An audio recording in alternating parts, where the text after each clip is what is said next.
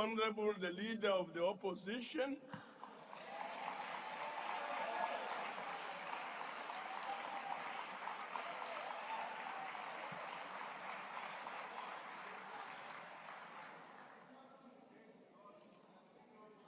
Honourable Speaker, Mr. President and fellow South Africans.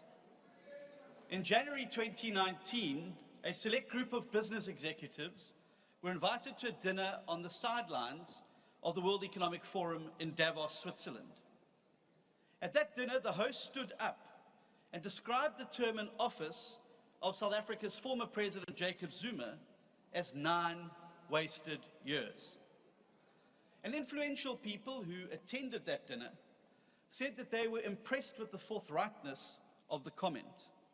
According to one attendee, and I quote, "It made me think about how the country had been run in the last years. We lost some of the gains that we had," end quote. And who was the speaker at that dinner? It was none other than President Cyril Ramaphosa, talking about the administration of his ANC predecessor. As we look back now on that early period of the Ramaphosa presidency, through the lens of this year's State of the Nation address, we arrive at one inescapable conclusion: that you, Mr. President, are somehow guilty of something even worse than the thing that you once accused Zuma of. For if President Zuma presided over 9 wasted years, you, sir, have presided over 5 disastrous years.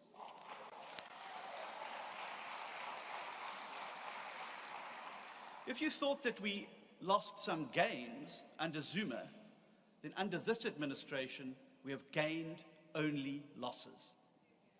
To quote one of the ANC's favorite thinkers, Karl Marx, history repeats itself, first as tragedy and then as farce. And that is exactly what you have wrought on South Africa, Mr. President. What happened under Zuma was a tragedy, but what has happened under your watch is a farce. The new dawn was a false dawn. Rhamaphosa was a delusion. Your supposed commitment to sweeping economic reform was hollow. Unemployment has skyrocketed from 36% to 43% since Mr. Ramaphosa became president. Murder has increased by 20% over the same period, with 70 people killed in our country every single day. And as we all know, the rolling blackouts have now become a daily feature of permanent life under the Ramaphosa era. In fact, when he became president in 2018, South Africa spent a total of 6 days under load shedding. We thought back then that we had hit rock bottom. Since then, it has gone up every single year. First to 22 days, then to 35 days, then to 48 days, and last year it grew to 157 days. Sadly, it looks like 2023 is going to smash all these despicable records. Already this year, we've had over 1,000 hours of consecutive load shedding and counting. Mr. President, you may not have realized it, but this year's SONA was actually your last chance to lead the country onto a fundamentally different and better path. Last Thursday, you spoke to a nation that had arrived on the banks of a great river. On this side of the river, behind us, lay the treacherous road we have walked for the past 3 decades under the ANC.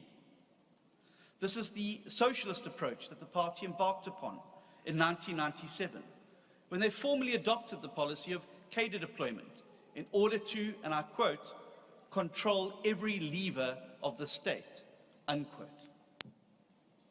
His party believes that if the state controls the economy, it will be better than the people controlling the economy through open markets.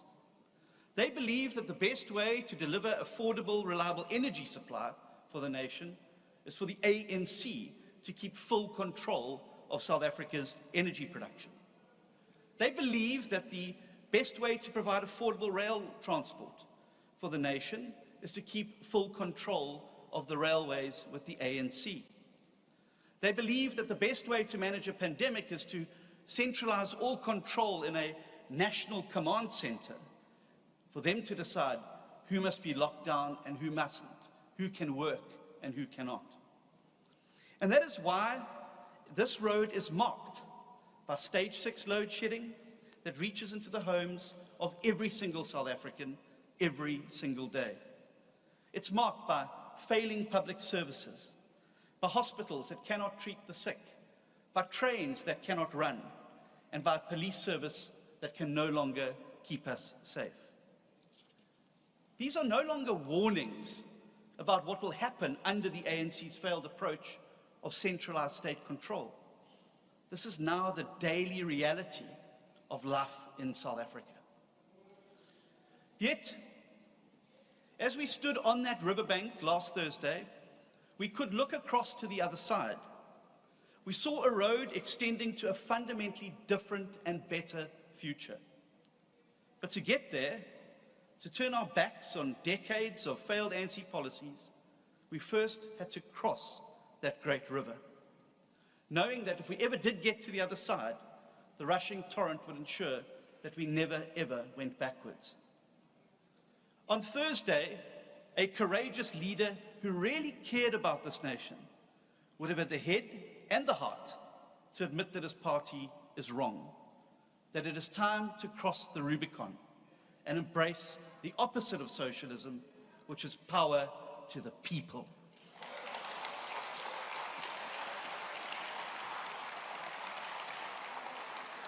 Now, make no mistake about it, South Africa was ready to cross that river.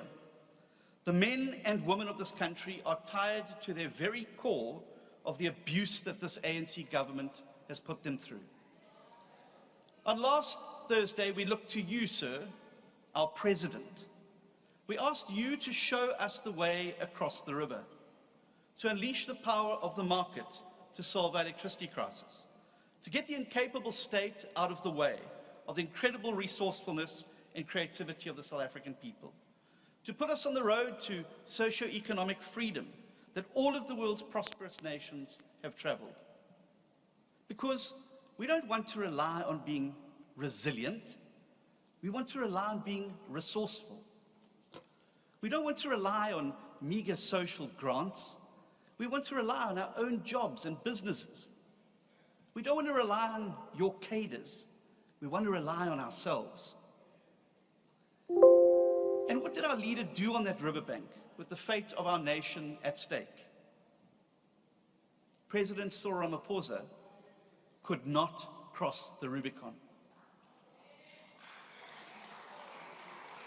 Even as our nation pleaded for him to do the right thing and to take us onto this hopeful new path on the other side of the great Rubicon River, he couldn't take his eyes off the rapids.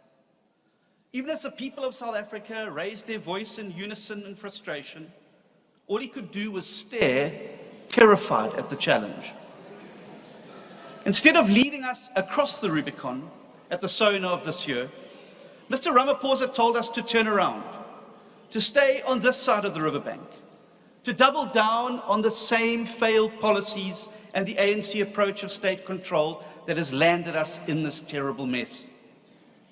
Too weak, too indecisive, and too cowardly to take on the cadres, the compromised, and the vested interests in the political party that he leads. He turned his back on the Rubicon, he turned his back on us, and he turned his back on the only pathway that can save this country. Instead of getting the state out of the way of private electricity generation, he gave sweeping powers to the very same minister who abused those powers during the COVID crisis last year. Instead of deregulating and unleashing private sector electricity generation, he has centralized even more power in his super presidency. Instead of privatizing failed state-owned enterprises, he's created a massive new state-owned enterprise to provide fresh looting opportunities for the cadres. Instead of removing incompetent ministers of energy and public enterprises who block reform, he added yet another ministry to his already bloated cabinet. Mark this, by once again expanding and rather than shrinking the role of the state, the President has all but guaranteed that load shedding and all the other terrible crises visited on the people of South Africa by his government will only get worse. But a curious thing also happened last Thursday after the SONA. Mr. Ramaphosa clearly believed that the people would simply follow him, as he told us to turn back away from the Rubicon. He took for granted that people would just oblige and follow him back down the road to decay and decline. He has gravely miscalculated. Instead of following him, the people have stayed put, their eyes firmly transfixed on the promise of prosperity and hope on the opposite shore. The response to President Ramaphosa's SONA makes it clear that he has placed the party political interests of his own dying party ahead of the interests of the people of South Africa one too many times. By cowering from the Rubicon, he has lost the support of the country. And last Thursday will forever be remembered as the day that history overtook President Ramaphosa.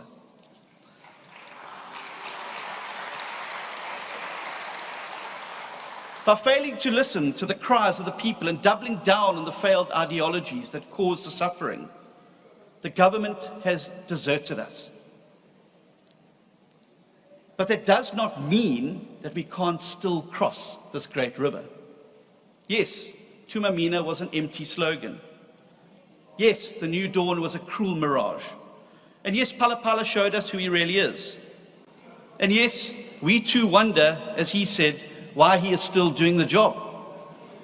Gave us the real impression that this job is nothing but a side hustle for him. Because it is now quite clear that President Ramaphosa has failed. But you know what? Thanks to our democracy, we are never wholly dependent on one person. Our democracy offers us the way across the Rubicon. But there is a catch. Because now that the president has failed to lead us, we have to build a bridge across those raging waters ourselves at the next national elections.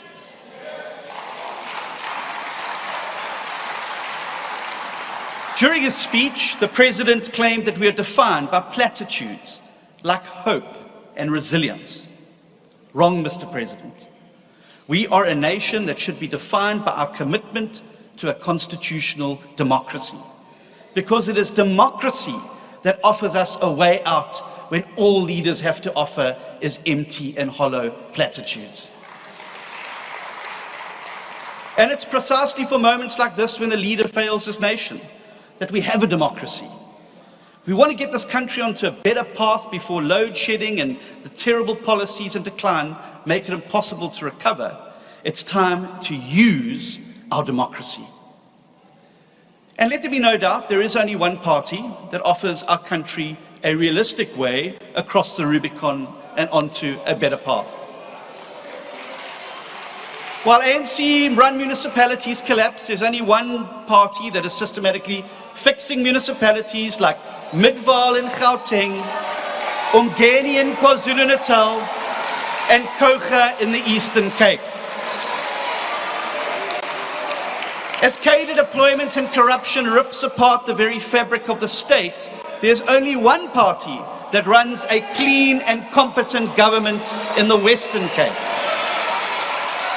And as power cuts get worse by the day, there is only one party working day and night in the province and the city to shield people from load shedding. That is why Cape Town became the first government in the country to start buying electricity directly from the open market, and with hundreds of megawatts of power still to come.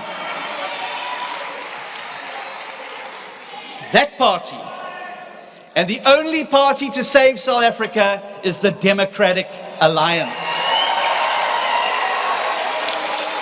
And so today,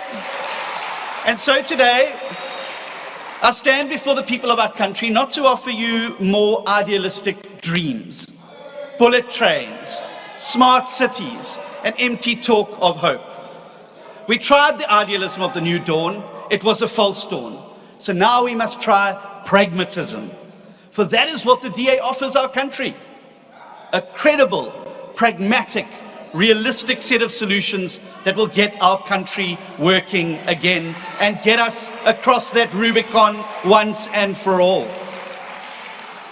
Where the ANC offers more of the same by assigning more power over our lives to the incapable state, the DA offers to give power back to the people where it belongs. Rather than seeking to control all the levers of power, the DA stands for something different. For liberal democracy, where power and economic decisions are decentralized into the hands of the people where it belongs.